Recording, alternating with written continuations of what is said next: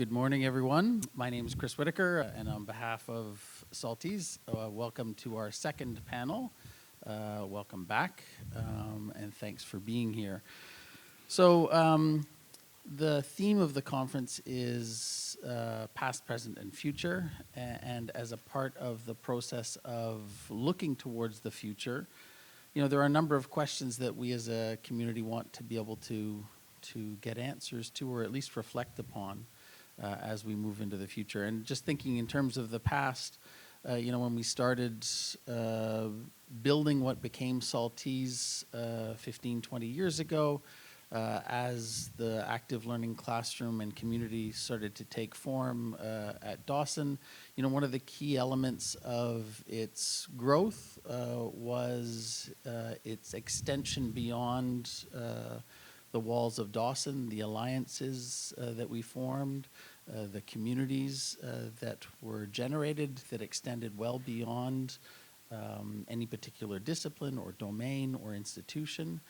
And so as we want to think about the future, you know, what kinds of things do we need to do to create resilient ecosystems, structures? How do we want to embrace innovation and develop what can be a lasting community, hopefully for another 15, 20 years.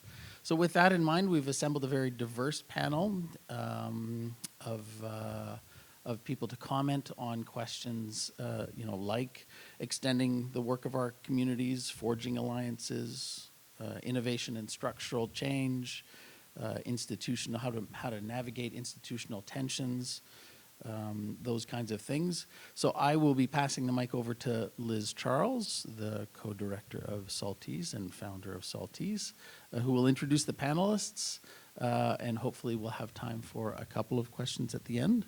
But I'd like to pass the mic over to Liz Charles. Please give a warm round of applause or welcome to our panelists. Thank you all for being here. Thanks, Kate. Thanks, Chris.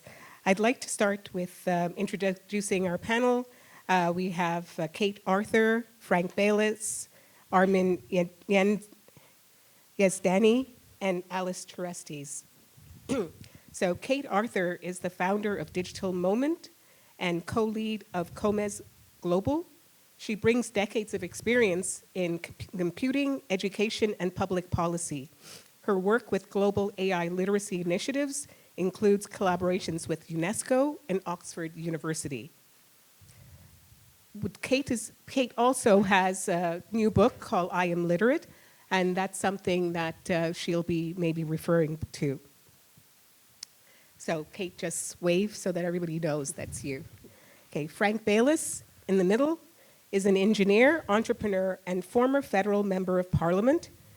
As a former president of Baylis Medical, he leads the company's growth into global healthcare innovation.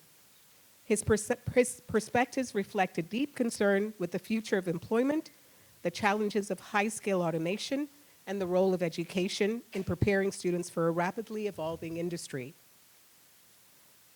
Alice Terestes is one of the original founding members of SALTISE. She was there when we named SALTISE, and so it's a really great pleasure to have Alice with us today. In addition, Alice is the coordinator of McGill's freshman program at McDonald Campus. She designs holistic learning environments that prioritize students' well-being, active learning, and institutional transition.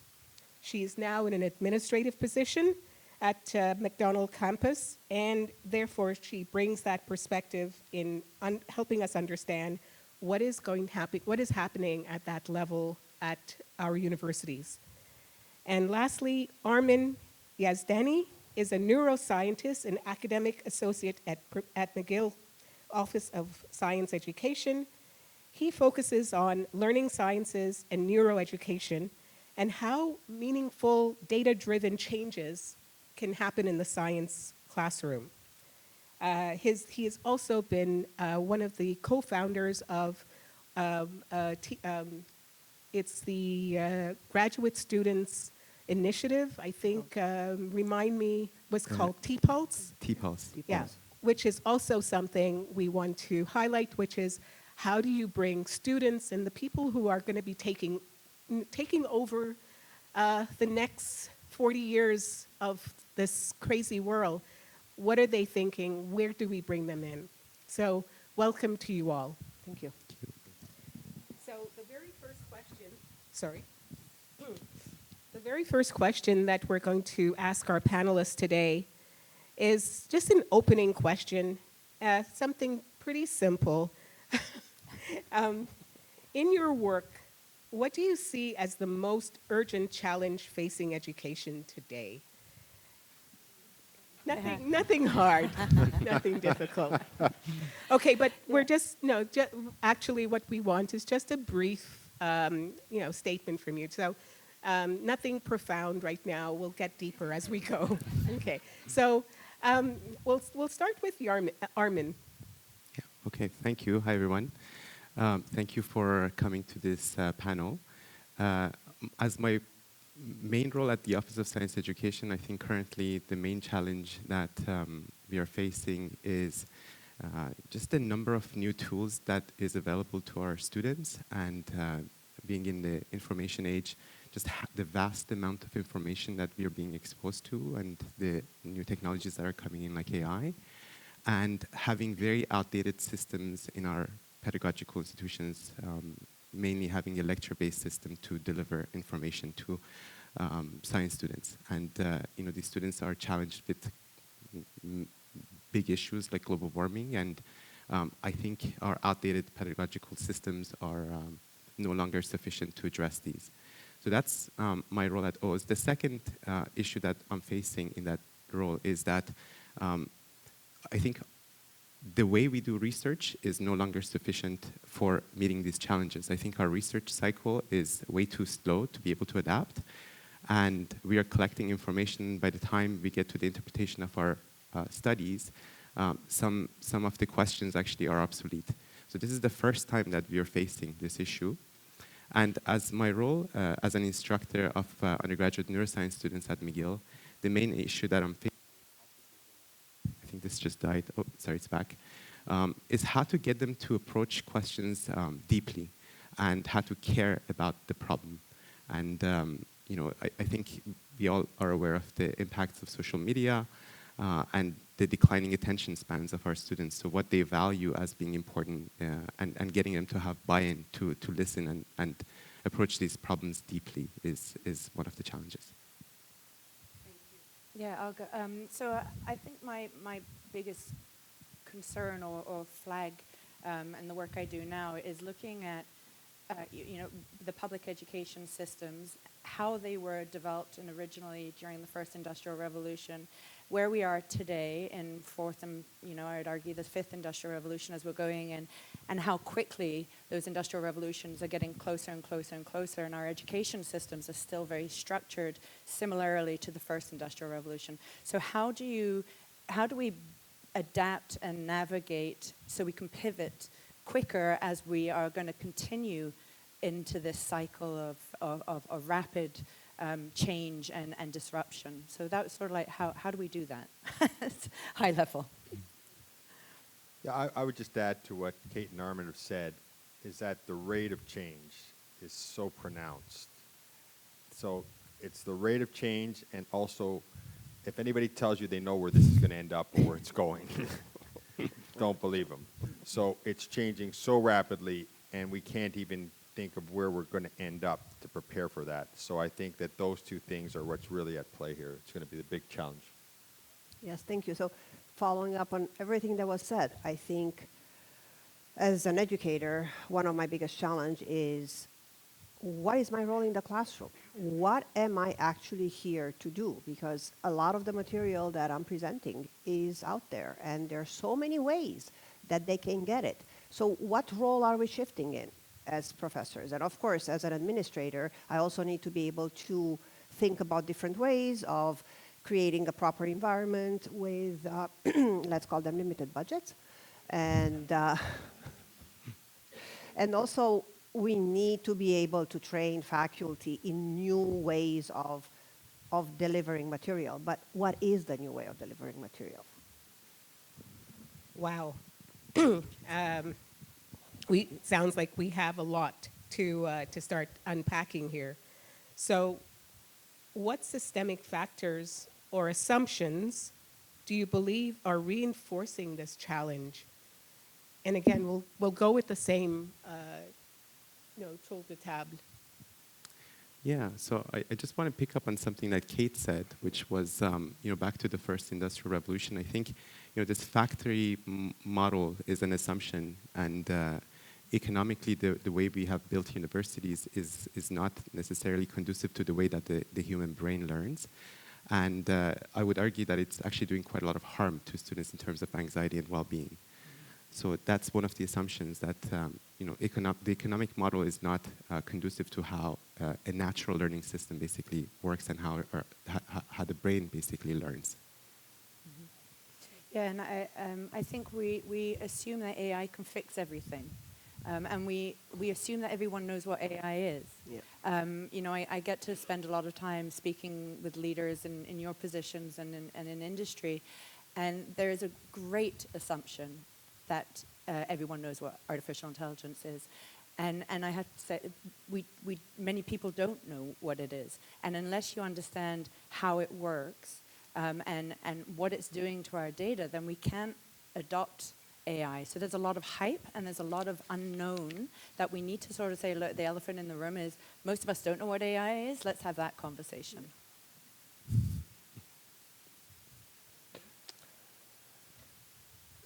The challenge that we're seeing here today, it's so enormous. I look at, I'm partly a politician, and I look at the swings that we're seeing in political spheres, extreme right and extreme left. And why are we seeing that is because they talk about this recently dispossessed middle class, a bunch of people that were middle class, and they're struggling, and they're falling further and further behind. And what's happening is someone's coming up with very simple, easy solutions. It's these immigrants, or it's these people here, or those are the bad people, or this is how we're going to fix it all. And none of that's working. None of that's working. And then they swing to education, too, and say, look, we've got to re-educate these coal miners who have lost their jobs, or we've got to turn them into computer scientists, and that's not happening. And you can see this huge challenge that's happened to the blue-collar workers. And while everybody's focused on these blue-collar workers, guess what? This tsunami is about to take out all these white-collar workers. That's what's about to happen. And education is, as I can see, the only way forward. How you're going to do it, I'll leave that to you experts. Thank you very much. I'm just laying the table here. Yes, and going back to a little bit of what Kate was talking about, through the years, we've really developed and we have been able to cater to a lot of personalized learning. And every student is able to learn their own way. And I believe that without knowing, as you said, what AI is or what AI can do, we've jumped even more on this board of, yes, AI can produce personalized learning, but it can also produce a very big shift in equity. Not everybody can have the same tools. So we are creating a huge difference between what AI can do to some students and what other students cannot benefit. So that's another issue that we are creating. Can I just quickly add to that? There are still 3 billion people in the world who don't have access to the internet. Correct. So when you look at this whole digital world that we are living in Canada, very fortunately, and we talk about AI like it's everywhere, which it is everywhere. It isn't for the whole world, and so the equity on a macro level, on a global level, is huge. Whose stories are being included and whose are being left out of that data collection? Thank you. So I'm going to go a little bit off script, and because the conversation that you're starting is really important, what is it, maybe, Alice, you can just very briefly maybe set the stage, and let's set up the kinds of the boundaries that we might be dealing with. So if you can set the stage about what is it that you've been doing in your classroom that you think is working? And then maybe, Armin, you can tell us a little bit more about what you think is working and that should be reinforced, but you're having some challenges to do that because of some of the questions that are being raised. Yeah, so one of my one of the topics of work that I've been working with SALTISE was student agency in the learning. And for years, we have really focused all our efforts on getting students to care about what they're learning. And I feel that we're coming almost to full circle. I mean, I started teaching many years ago, and we were doing it all on paper, and we were writing quizzes in class, and we're back there. We're back to writing quizzes in class and grading those quizzes because we don't want to, we want to give them the experience of being there and learning under our eyes so we see how they learn. I don't want the student to go home and learn from Google or from Wikipedia. I want to see how are you learning and what are you producing. So that's a big, so we have come back full circle. Students are enjoying it, but we still do not get to engage them. So the second part of this is, of course, resources. We do not have the resources to actually have everybody learn in small groups.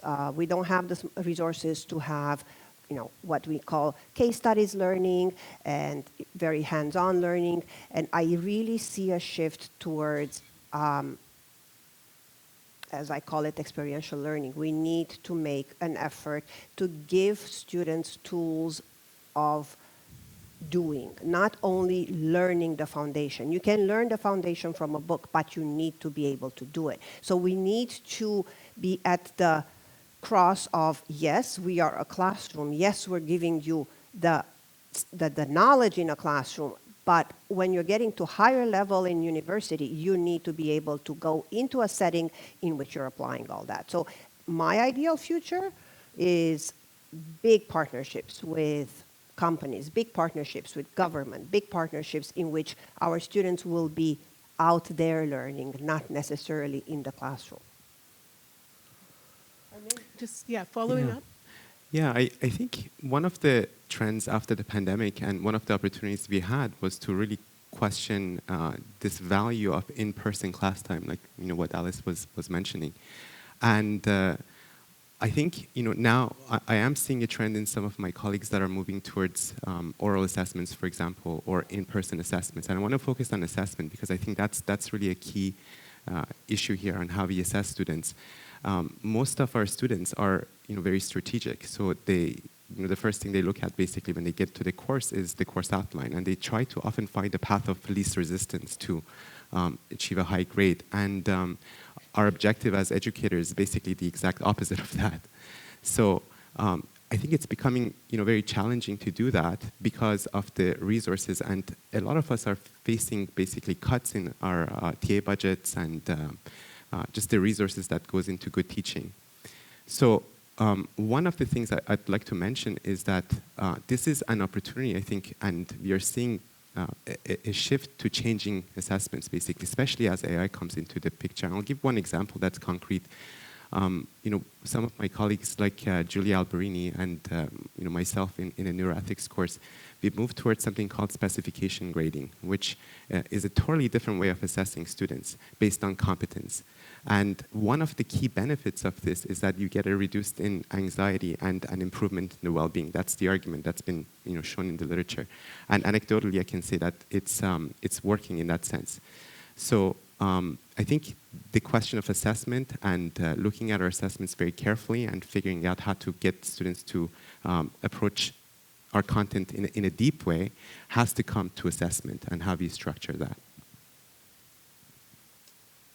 So you're bringing up a couple of things that I'm not sure how, you're bringing up assessments, you're bringing up,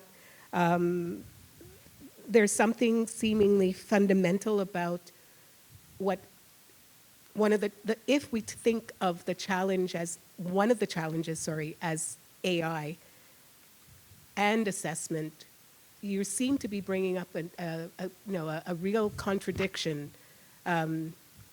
You want to just elaborate a little bit more about that? Maybe I'll throw it to you, Kate. What could that possibly mean if we need to assess students, but Alice says, what is the content, that we need to have, and then we have these assessments. Yeah, well, lots going on in my brain. And I'm not an educator. I have a massive amount of respect for all the teachers who have to manage and figure this out. But what I would encourage, especially in the assessment space and within the classroom setting, is we're now looking at machines that are literate. So machines are able to read and write and able to take in data and turn that data into knowledge, which is basically what we do in the classroom, or what we're doing as students. We're taking information in and we're turning that information into knowledge that we can then use onwards. What I would really encourage, and I think we're going to start seeing more and more of this in the next decade or 2 decades, is building the human skills. So when you're assessing, it's how are you also assessing those human skills that make the richness of being human something that a machine could never do. So that critical thinking, that ability to collaborate, that ability to have healthy debate, and especially as our cultures are coming, are colliding both physically and in the digital space, how do you have a discussion and a real debate and come to the other side with mutual respect? So, I think there's a lot of opportunity as we're looking at, assessing, and not looking at AI as a tool to cheat. Humans have always cheated. I cheated, my kids cheated, we'll always figure out ways to cheat, ways of just getting around stuff that we don't want to do. And AI is taking the out of the work that we don't want to do, and that's what students are looking at. So how do you really give them that experience of building those human skills, and while at the same time, and that's your challenge, is assessing it so that they're actually learning. That goes back to something that we were talking about. It's almost like we need to build empathy. Empathy is one of the skills that we lack. We are also in a geopolitical environment in which, sensitivities are high. We need to build empathy. And we need to build empathy. I teach chemistry. You're going to say, where's chemistry, where's empathy, right? But no, it's a package. But the question that we have to ask again is, how do we train our educators to teach these skills, right? So it's not only teaching the skills, is where do we get the resources to actually teach the educators to provide these skills? I could add to a little bit of that. I come from the medical device industry, but I do a lot with physicians, doctors, and that. And to the points that have been raised, I'm pretty confident that in about 5 years' time, if a doctor tells you he can diagnose you or she can diagnose you better than a computer, you're going to laugh. Just as if I said I can do math better than an Excel spreadsheet, you're going to laugh. So does that mean we don't need doctors, or do we need them to be empathetic and understand, okay, the diagnosis has been made, but how do I get this person in this situation to get back healthy and to follow this drug regime or to go through this procedure, and understanding much more than just knowing I can diagnose you. So that's an example to the point that's been raised here, that we're going to have to expand the role and rethink the roles. I'm giving medicine just as one example. So Frank, if you can continue on a little bit with that, as an employer and innovator, and someone who has been encouraging other innovators, what do you think are those skills that we might need, beyond empathy? Because, I think in earlier conversations, you had mentioned, there's also machines that we're learning and training to become empathic. So, what are human things that we might be considering? So I'm trained as an electrical engineer, and I graduated in 1986, and my best before date, the minute I walked off campus, it already started. That's how fast things are changing. So we hire a lot of engineers, a lot of technicians and that, and one of the roles that we need education systems to do now is keep them up to date. Just because the rate of change is so fast, it's so quick, that yes, we were given the baseline knowledge in 1986, and I could use that for a certain length of time. But if I didn't keep up, well, forget about it. But now, as we're talking about, that is changing so rapidly that we need our educators, our education system to sit down and really think, okay, my job wasn't just, okay, you're all ready, we've had the big graduation ceremony, here's your diploma, have a good life. That, I think, is going to fundamentally change. And I think a lot of thinking has to be done by groups like your own to say, okay, how do we inculcate ourselves and be part of that journey much longer, if I could say that. Okay. And, you know, what kinds of, does anybody have any ideas about specific, you know, like, do you have, I know we're talking, you know, crystal ball gazing, but what could we possibly imagine as a way forward that would allow us to deal with some of these challenges? So let's maybe go back and outline the challenges. So the challenges, one of the challenges that I heard mentioned clearly is that new wave of technology taking over. We also have challenges that you mentioned briefly. I don't even know people caught that, was budgetary challenges. From our panel yesterday, we also have political challenges. And I think, I believe Emma brought out the case of a change at the federal government decision for immigration. The Ministry of Immigration made a change that impacts and trickles down to your classroom, especially if your classroom is one that is at the university level. So if we have all of those things that are moving simultaneously, where do we even start? Like, do you feel like we got to do one thing to start? Like, what's the most important thing for us to start? Yeah, I'll jump in on that. So I think, you know, in periods of massive disruption, so you can look at each of the industrial revolutions as periods of like massive disruption, everything, social, economic, environmental spaces are changing. And then I look at, you know, our world's been broken into three components. We've got the government, so the policy, we've got industry, which is driving change and is going to go straight for the bottom line and just focus on the shareholder and the stock price.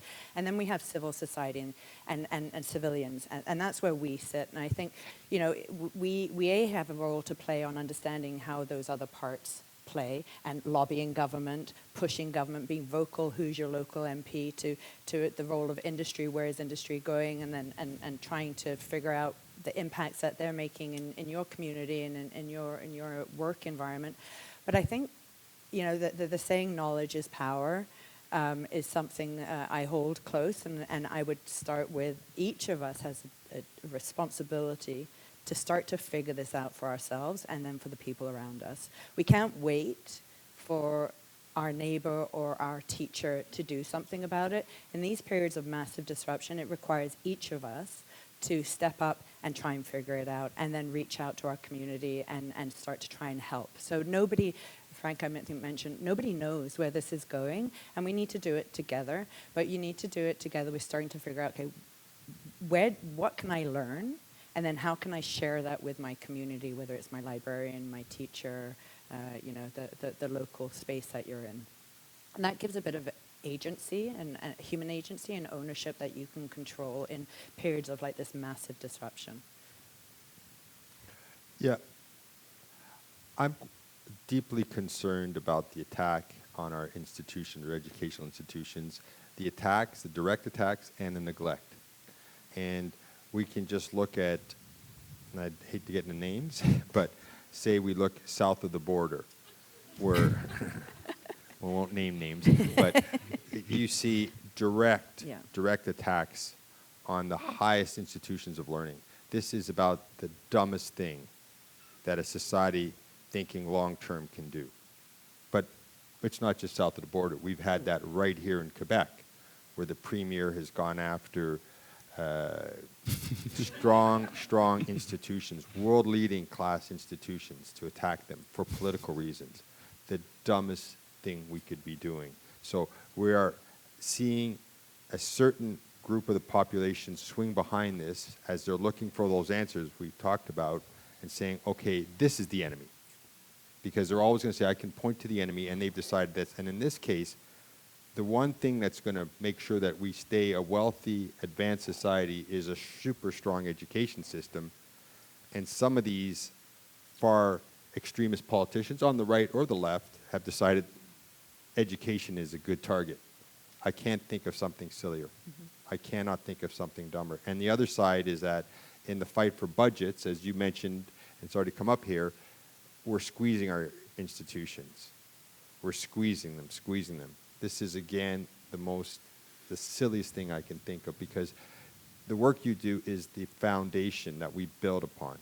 Without a good foundation, we cannot build a 2-story house, let alone a 10-story skyscraper, 100 stories. We need a proper foundation and an ongoing foundation.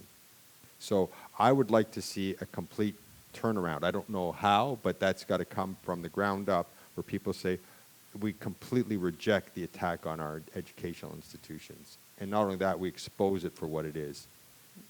Can I add on to that, because it's a really good point, and it's a pattern that we've seen throughout history, is education systems are attacked because it means that whoever is attacking them can control. And so it's a means of holding power. The moment that you start to take education away from women, from young girls, you start to remove chess as a game that people can play, which is banned in some countries, you're taking the ability of the common person to have a say, to have a voice. And that's when rebellions, take up and happen. But it is, again, I come back to like the individual, for each of us to feel the sense of power and education, to be able to step up and say, hey, this is what, and to see what's happening, because it is really easy to control a population and a people when they don't have an education. And I'm just going to need 2 seconds to add to that. You talked about denying women education. Look, anywhere in the world, one of these countries that's denying women education, is that an advanced country? Are they developing anything that we're going to buy, use, whatsoever? No. They're the most backward of places. So that's a great example of one part of squeezing education. If I could also follow up, so, and this is a question for Kate. Where do you see partnerships? So where do you see the biggest, so you talked about government, industry, and civilian society, and education is part of that. Mm-hmm. Where do we reach out first? Mm-hmm. Do we reach out both to government and industry? Where is our first ally? Mm-hmm. Who is our first ally? Well, for the education systems, I think, we're at a really interesting opportunity right now, because we have a new federal leadership. Tough thing with Canada is we have 13 ministries and departments of education in 2 different languages. So it's not an easy solution, right? Especially when we're looking at innovation. So when you look at different countries that innovate and they're able to do it quickly, usually their education is aligned with innovation. Ours is, we have innovation at a federal level, but we have education at a provincial level. So, that's some of the work I try and figure out how, and with federal government, is how do we get federal government to support the provinces and help push innovation. But we have a ministry now, a new minister of AI and digital innovation. Not quite sure what that role is yet, but I have a soapbox. I literally have a soapbox, but I also have my figurative soapbox, and I've been writing, lobbying the government quite aggressively over the last couple of weeks to figure out what are they doing. And for me, literacy is the key. Right.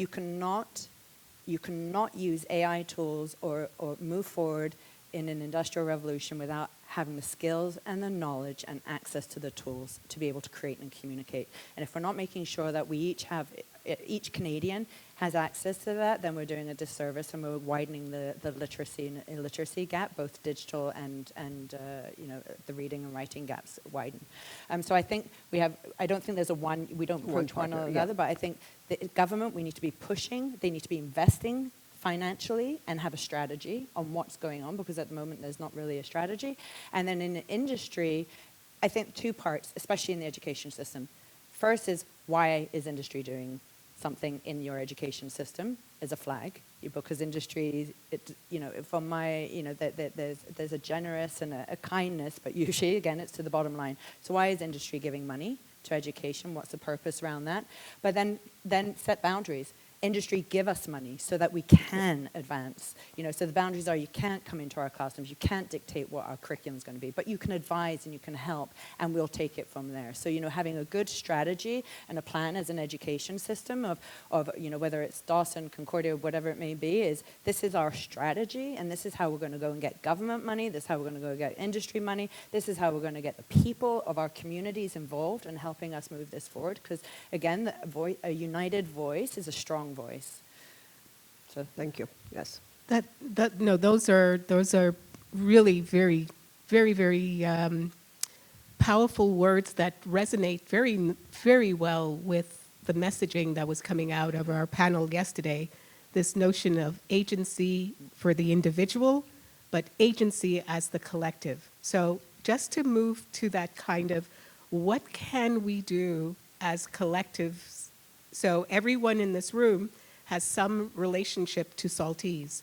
If SALTISE is some sort of community or systems convener, as we're liking to say, we're bringing together different communities, what can we think about? So I'm going to start with Armin to say, your experience with graduate students, bringing those people together, how might we start thinking about working with those kinds of small communities? So I'll ask each of you to talk about your own community and how you can bring your own community to work on some kind of global strategy along the lines of what Kate is mentioning. Yeah, thank you for that question. I think just one thing that was mentioned by everybody here was the attack on our education systems. And I want to focus on science education. I think that's really, really one of the key factors here, because if we have an illiteracy basically of how science works, you're seeing the consequence of this, especially south of the border. If people don't understand, and I think we are seeing evidence that people just do not understand how science works, and that has created this distrust for scientists. People are arguing against climate change and vaccine denial, and these issues are prevalent in our society.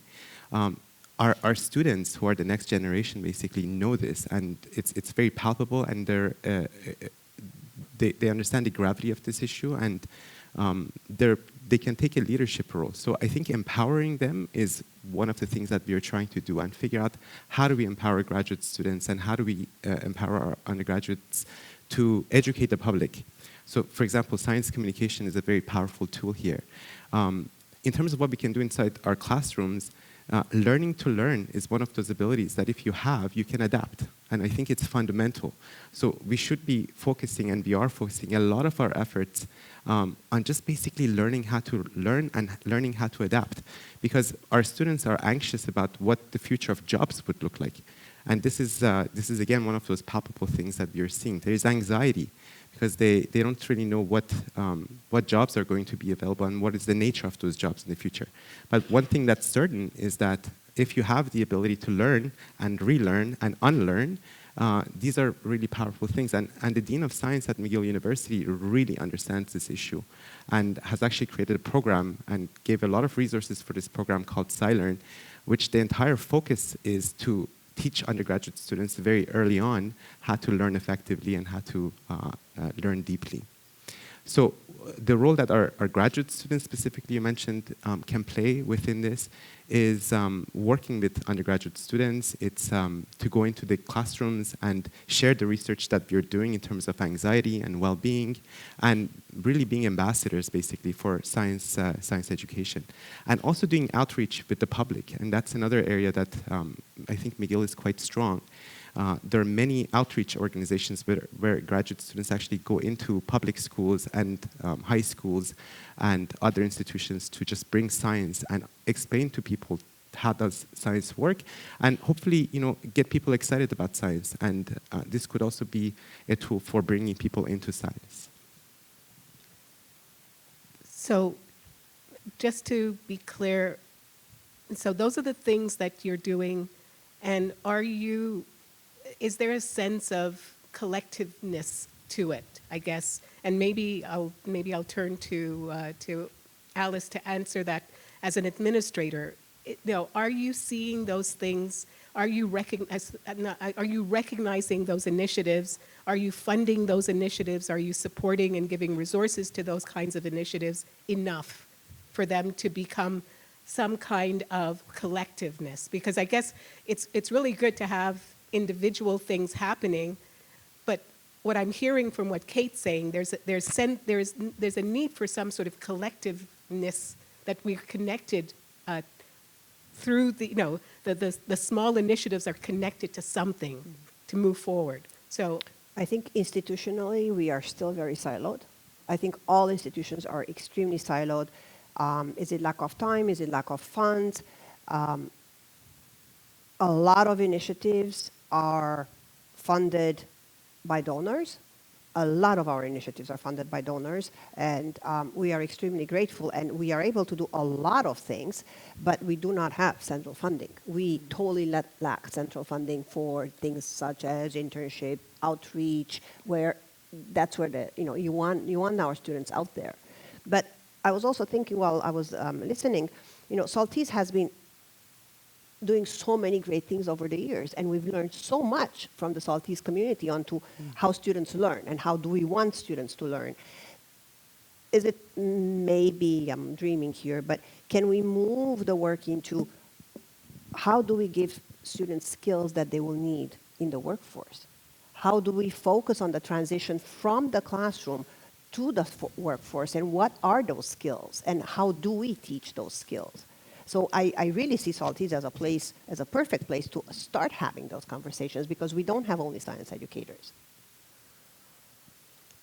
good question. So Frank, how do we do this? How do we get alliances with industry? How do we capture the attention of people like yourself? Like, how many people like yourself are out there who are just waiting to be asked? I think that, Kate mentioned it, that business is business, and a lot of times I see that they want to have these interactions with the industry, education, like universities, things of that nature, but they don't understand each other. And they don't understand each other's roles.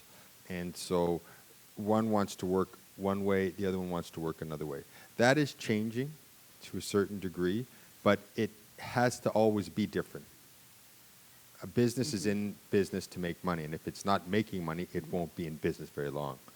An education institution is there to educate students and support society in that manner. And it's not there to make a profit, it's there to educate people. But there are great opportunities. Obviously, we talked about internship, co-op. So in our business, we'll have many co-op students going through. It's a benefit to us, because people tend to think co-op is just a one-way thing where we're teaching or helping these young people, but we're learning as well. And we're being challenged, and so there's a great benefit for that. And also we're identifying future employees that we want. And this one has this skill set that actually can, when they graduate, come into it. So I went to the University of Waterloo, which at the time was the biggest co-op program, one of the biggest in the world. And we continue to support co-op education. And I think it's a great way even for the institutions. So when these students go into the real world and then come back, they're helping educate the educators. They're also helping us as industry. So I'd like to see a lot more of these types of programs put in place. It's a real benefit for the industry. Okay, and I'll come back to the "and how do we do it" question. I know that many of you are asking, how do we get it moving?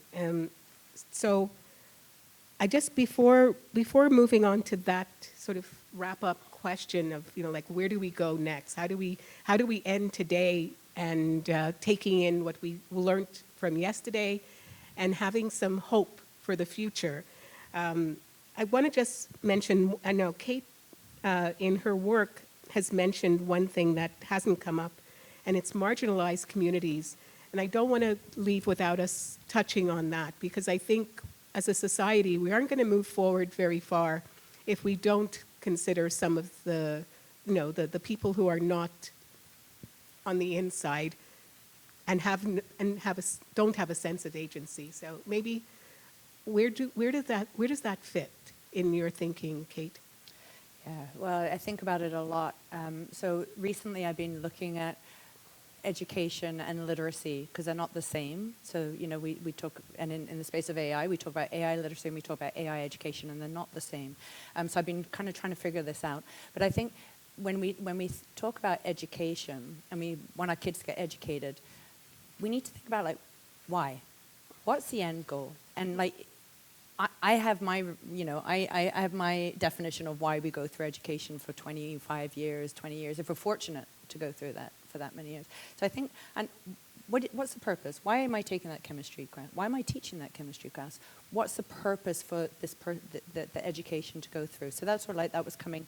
So I'm just ticking off a few other things that were going on in my head. The other thing with science education, 100% agree. We can't forget the arts. And what happens in most Western society is at a young age we start to separate the two. Yeah.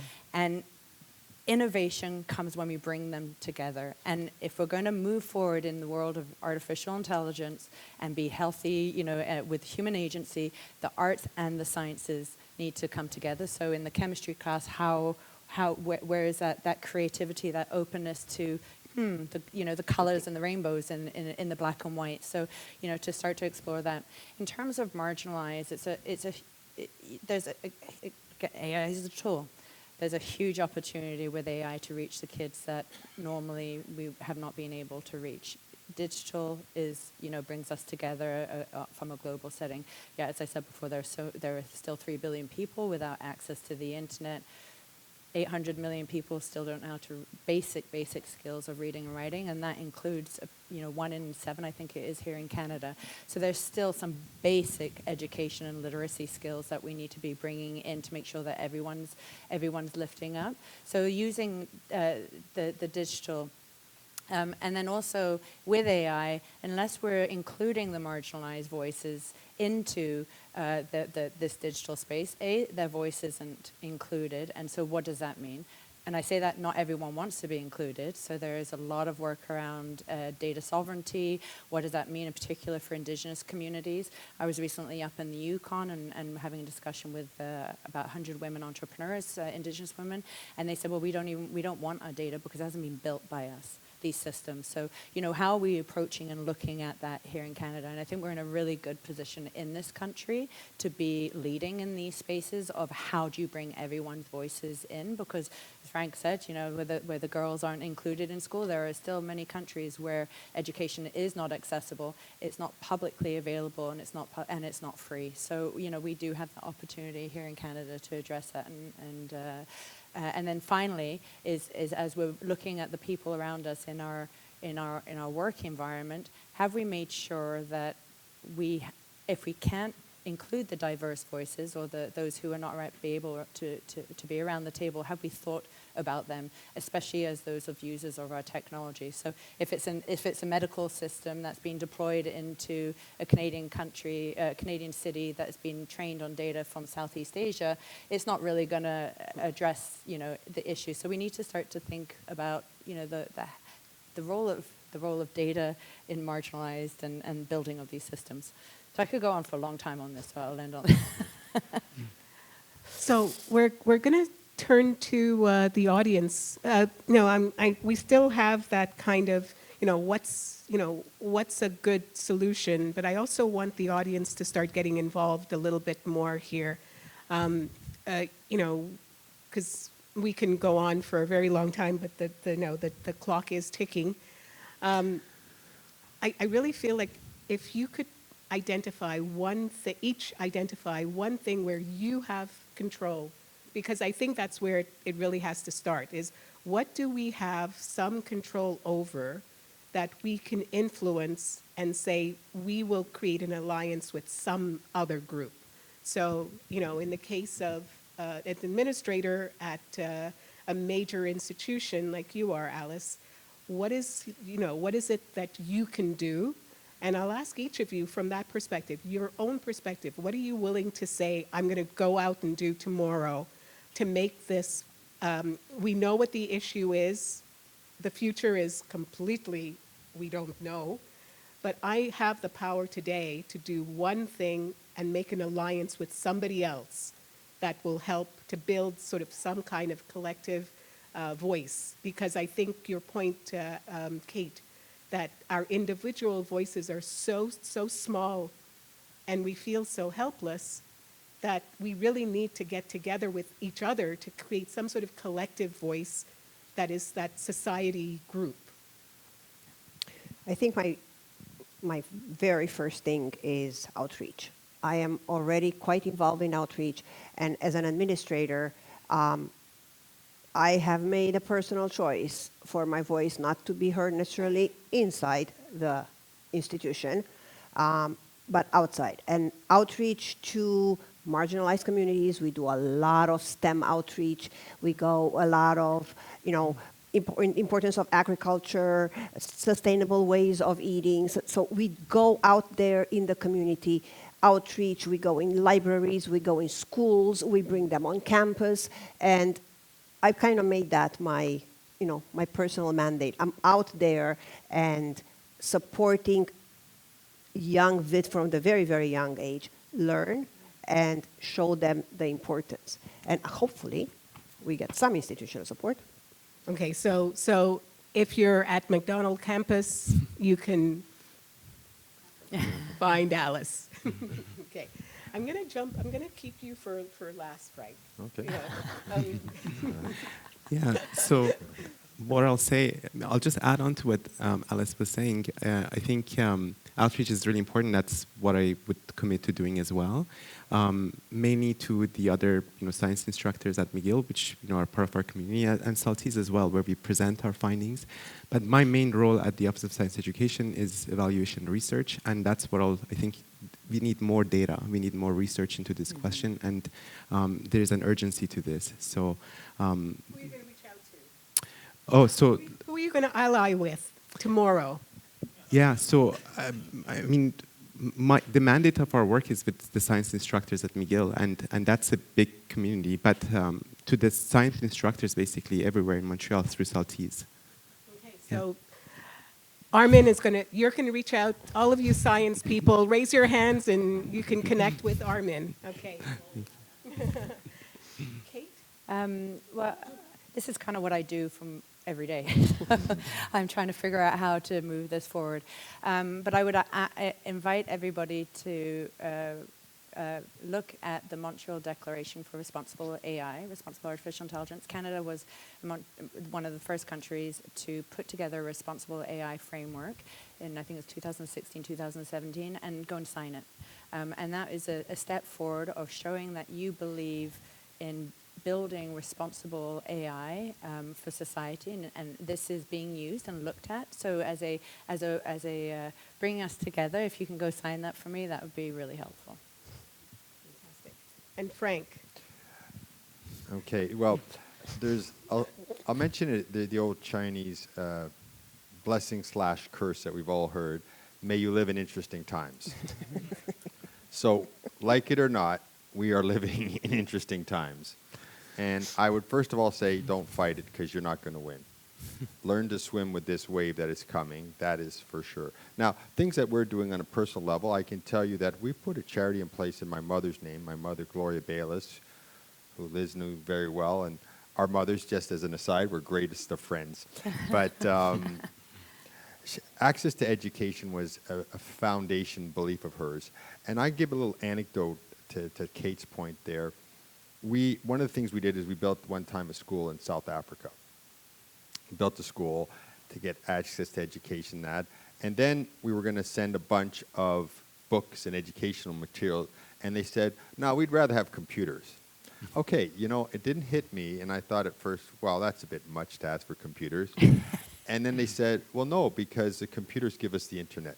Exactly your point. Give us access to everything. And then I thought, wow, how silly to send one or two books of this or that when we can open the whole world to them. So we decided to do that. But then it said, well, before you send the computers, we don't have electricity. So we had to put in electricity. And it's a lesson for all of us to learn. And they sent us back a photo, a great photo where everybody's standing around smiling and they're pointing at a switch. Maybe you think about that when you go home and you flick on the lights tonight, that for someone that was worthy of a photo to be sent halfway around the world because of what that represented. So I'm actually very encouraged for the future. I believe that if we stop seeing and stop falling into the trap that we do see on a political level of blaming this person or that person for what's happening, and we start saying, how can we really work together, which is a theme that Liz has been pushing here. How do we all work together to make this better for all of us? Not just for me or my little world or my little community, because then it's not going to work. But how do we help people halfway around the world or our neighbors next door? How do we help each other grow and learn? And I think in that mindset is the real fundamental change that we're looking for that will bring us to a positive outcome, wherever that outcome leads us. Thank you. Thank you. So, questions from the audience?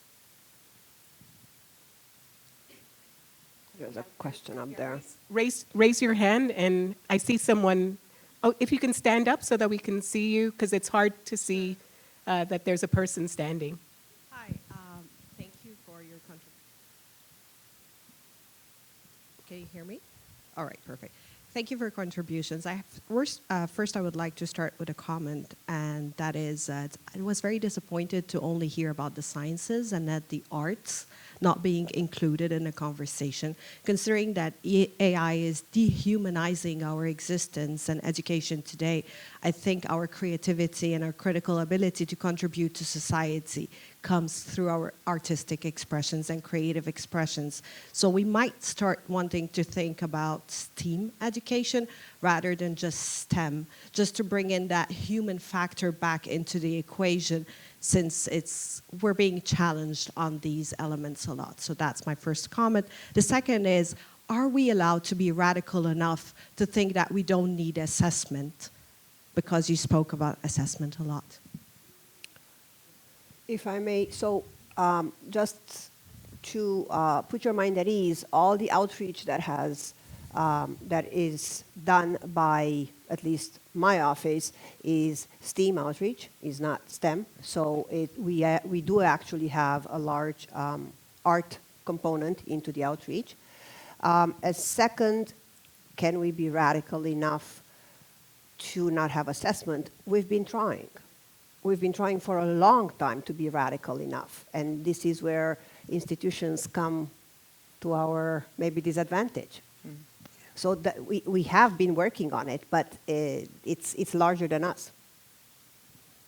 Yeah, I mean, totally echo what Alice said.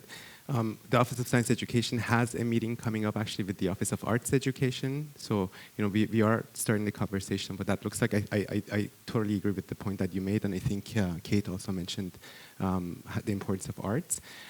Regarding the second point,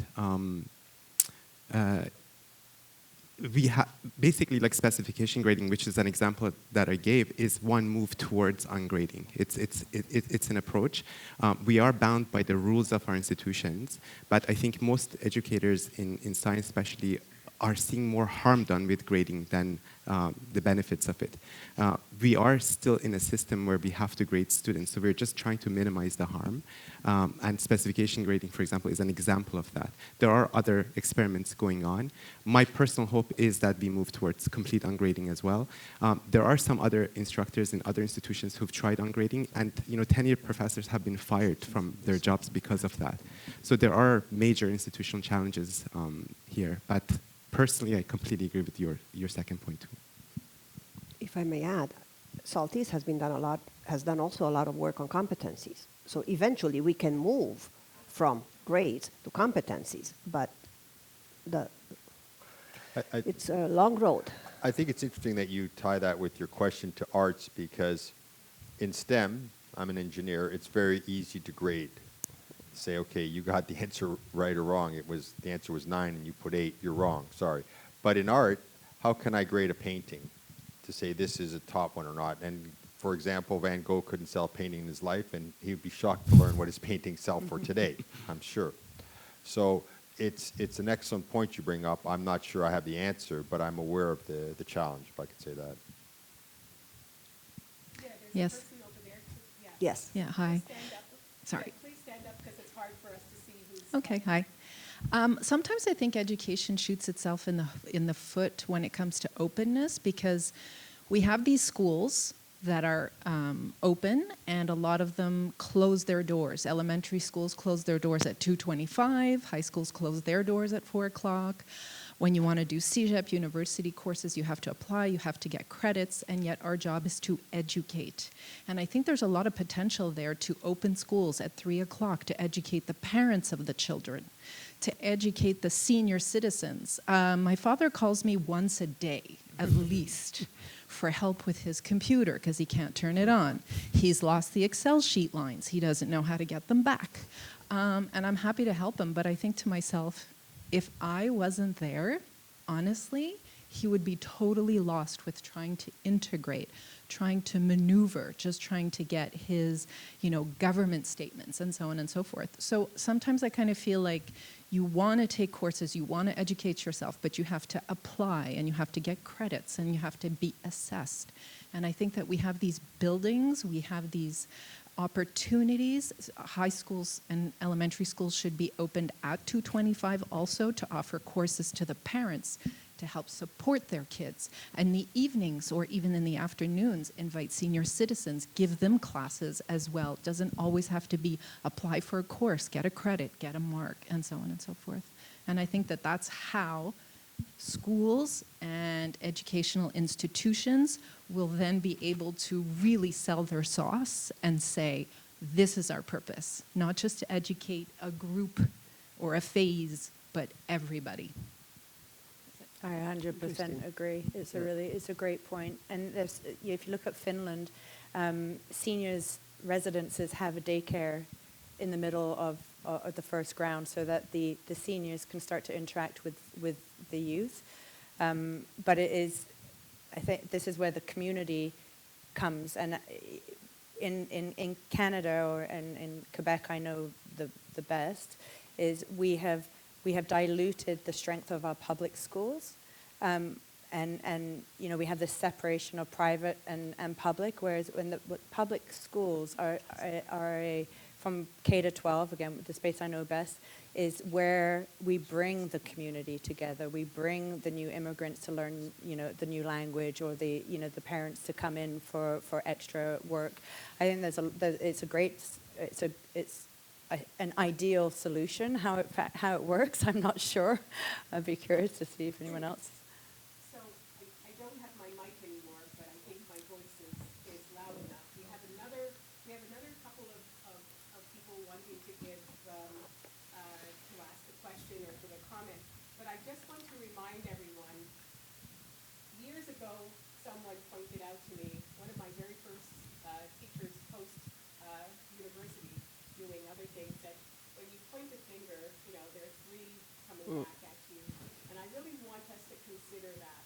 Any question you're asking, I want you to ask yourself, where can I make a change? Because I think your point, Kate, about, different kinds of systems really requires us to start asking, where can, I observe a phenomenon, but where can I make a change to help that solution come about, right? Because I think it's almost easy to identify, where the change should happen. But we need to start asking, where can we do something, right? So, next. Yep. Well, I have a solution for that, actually. Thank you guys for your words today. I'm not sure if they can hear you. Can you hear me? Chris? Check. Hello. Whoa, Oh. geez, sorry about that. Okay. Well, one of the ideas, too, I've worked a lot with pre-service teachers, right? And I've been in education my whole life. I was a student, then a teacher, and consultant, et cetera. But I've noticed pre-service teachers teach the way they were taught. And this cycle that we get caught in, that change happens at that level. And these are our kids, at college, university level, who will be teachers one day. And if we don't change our practice, how we're teaching them, they will emulate what we do. So if you're stand and deliver and all heavy on assessment all the time, that's how they're going to approach their teaching. So there's one fundamental thing I think that can start the shift is how can we, as higher level educators, make teachers see teaching in a different way that they're not used to. Because we're creatures of habit. We do what we know.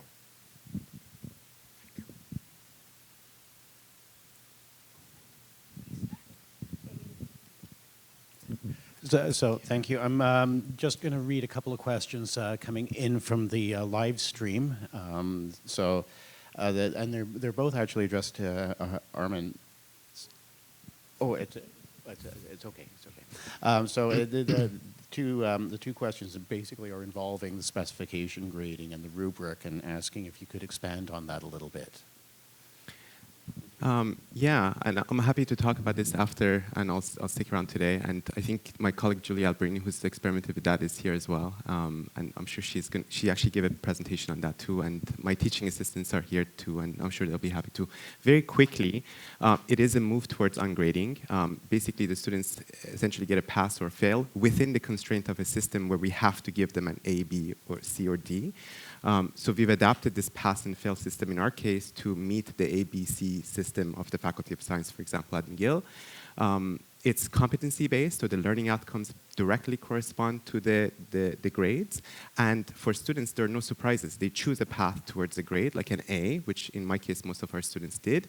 But a student could choose a path towards a C and basically do less work in the course. They have the option of resubmitting their work. They have the option of using tokens because this is a flexible grading system. And it's a way to basically reduce the anxiety of students, especially in very competitive environments like the neuroscience program. Science students often are applying to medical school and are very concerned about their grades, as I'm sure many of you know. And this is our, we're very early into this experiment. We've just started. And in my case, the reason I'm doing this is actually directly because of AI. I'm teaching a writing course right now called Neuroethics, and most of our students were using LLMs. So, we were hoping to get them to think deeply before they write, and to reduce the burden of grades, basically, to get them to actually experiment. So we were trying to convince them, we were trying to give them buy-in using this method. So that's a brief intro to my take on specification grading.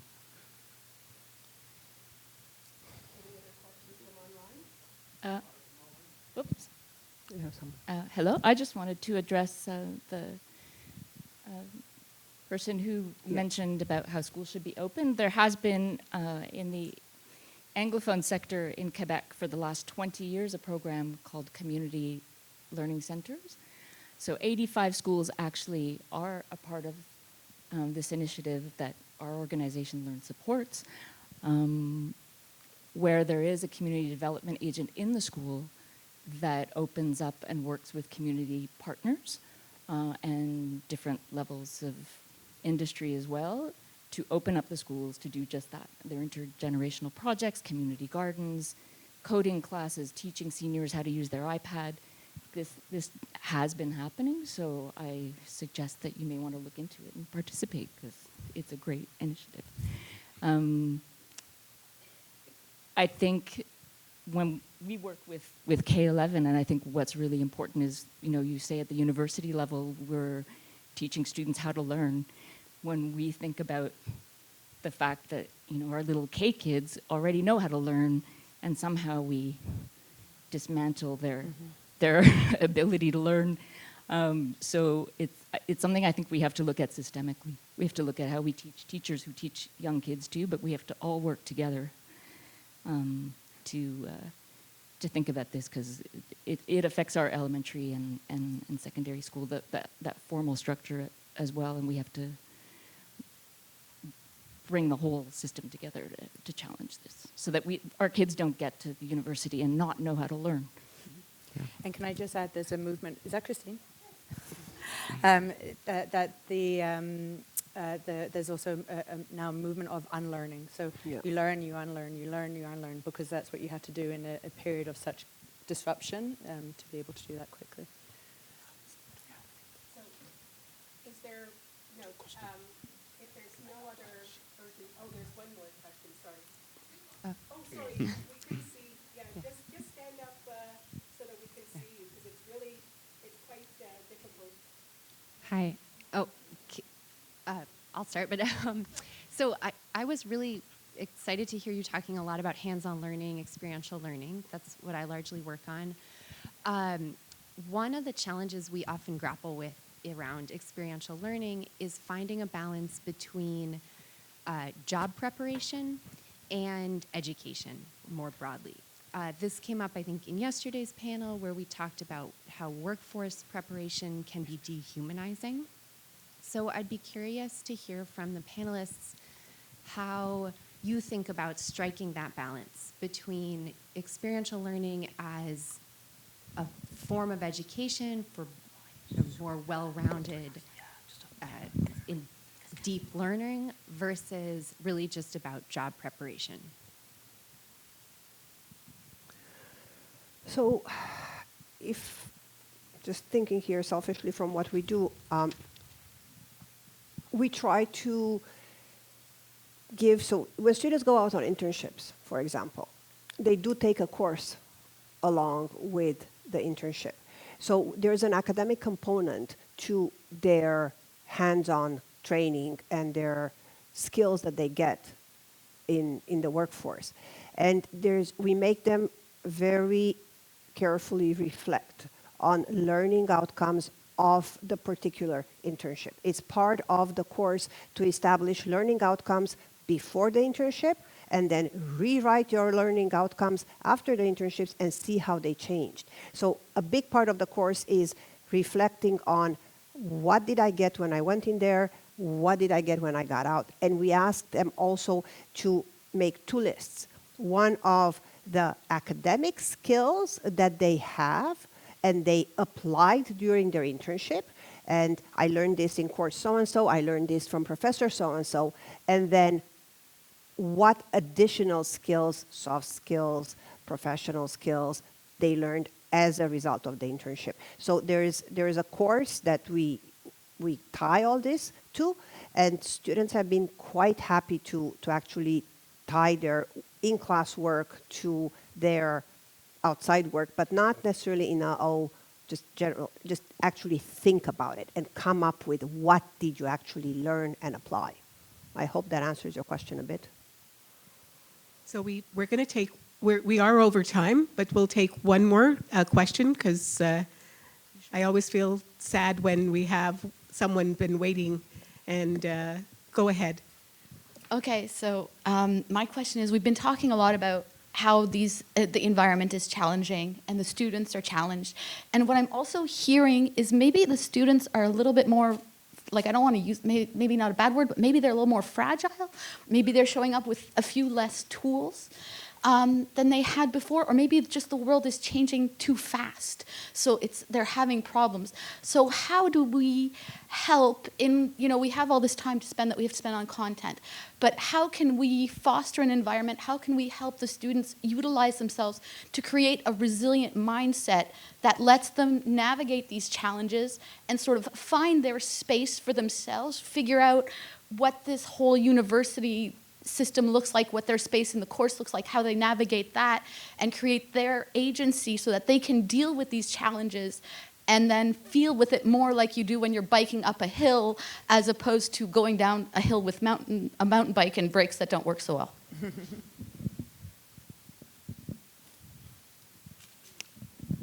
Is that me? Yes, student agency is something that we do take quite seriously, and we are not always very successful at what we are doing. This is what I mentioned at the beginning. I think the question, we should really ask ourselves the question of what are we doing in the classroom? What is our role in the classroom? I honestly don't feel that I am teaching, I should be teaching stoichiometry. I really have to move past stoichiometry to something that these kids can relate to and can see themselves doing later. And along with stoichiometry, I also have to teach, reduce your anxiety, reduce your mental health challenges. So that's where we have to redefine ourselves as profs. We are not there only for content anymore. We have to be kind of a jack of all trades and give them everything they need to have a solid academic career. I'd add to, I think also there's a role for us to be pushing on laws and legislations when you look at the impact on social media on our youth, and there's enough evidence now to show that anxiety, it's causing our children to, with the anxious generation, if you haven't read that book, that there's enough evidence to show what's happening, that tech is manipulating and influencing our kids. I don't think COVID helped either, but I had coffee with a professor yesterday, and he said, not just anxious, but all these cultures coming in when you have different mindsets coming into a classroom, and that fragility in the makeup of a team. And he said, we're just not trained as teachers to manage this. And I thought that was an interesting point, is that what role is it upon the university to make sure that professors have some basics, basic tools to understand, to know how to navigate this stuff, because it shouldn't be just on you. And it's not just on the education systems. Education is broad, right? Parents have a role, community leaders have a role. But yeah, I think there's a complex one. I would add to that and tie into the previous question too about your role preparing people for the real world or studies in that. Probably every single one of us has had a professor or two that's touched us, that's impacted our lives. And it's not because, wow, that guy really taught me my math well. That was not the impact that was left. And none of us will impact everybody all the time. It's not possible, but you all have this opportunity to do so. And that opportunity will come back to giving someone a form of resilience, as you spoke about, giving them something more that they'll take away when they leave and follow them for the rest of their lives. That's one of the wonderful things that a teacher gets to do. And that will then take you not just what I taught you in the classroom or what's good for you in your job, but quite frankly, what's good for you for the rest of your life. And I think when those opportunities come up, I would encourage you to take them with your students.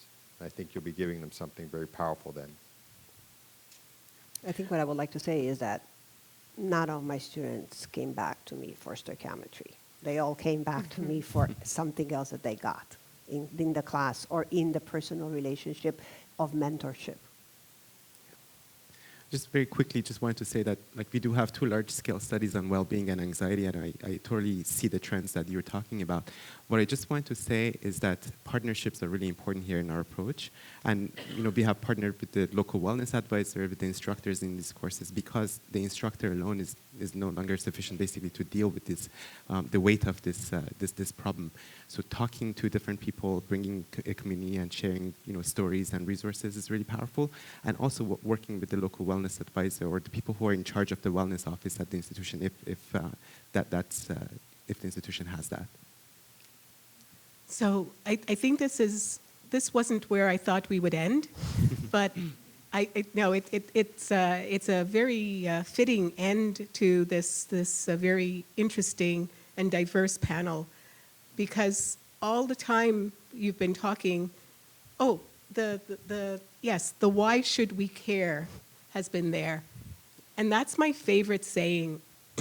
Those people who work with me, I know that this is what I always come back to, is why do we care about what we're going to be talking about? Why do we care? And I think you've all mentioned a whole bunch of reasons why we should care. You've mentioned a bunch of good examples of what can we do to reach out. And what I would hope, one of the things that I think maybe is going to be needed in the next few years for SALTISE is a sense of resilience. I like to look at the world as somewhat fractal. So what is touching the individual is also touching the society in similar ways at that collective. So we're going to need to be resilient. And we're going to need to find new solutions, but always with that sense of agency, that we are each agentic. We are certainly the privileged. I remind myself of that all the time, how privileged we are to be where we are, where we're living, we are the fortunate ones on this entire globe. And if we don't take action and we don't try to do something, who will? So with that, thank you very much. Thank you, Armin, Kate, Frank, and Alice. Thank you. It's been wonderful to have you. Thank you.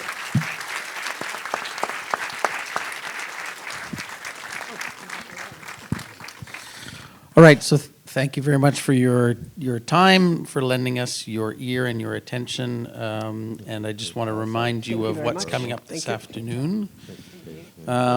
So we are now on a lunch break until 1 o'clock. There is a poster session between 1 and 2 o'clock. Please take time to participate in that. The poster session is taking place in the upper atrium back in the main building at Dawson. We then have 2 afternoon sessions or sets of workshops. Again, the workshops that I've been able to attend so far have been phenomenal. Please make sure to attend a session, 2 sessions this afternoon. And then finally at 4:45, there's a wine and cheese in room 5B16. You'll see volunteers to direct you there, and you'll see posters, but again, back in the main Dawson room. And at 4:45, wine and cheese.